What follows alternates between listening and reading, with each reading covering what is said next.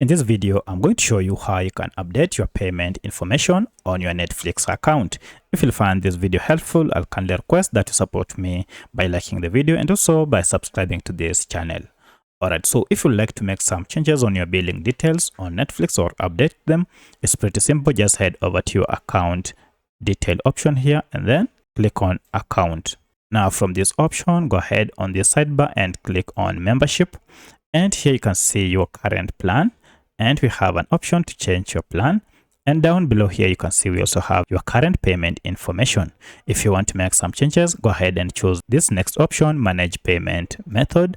And this will go ahead and give you an option to update. So if you click on update, you'll be able to change your payment details to whichever payment as you wish. If you wish to change completely the payment method, you can now choose the second or the last option, change payment method, and then go ahead and enter the new payment methods. If you have any other question, kindly let me know in the comment section. Otherwise, thanks for watching and let's meet in the next video.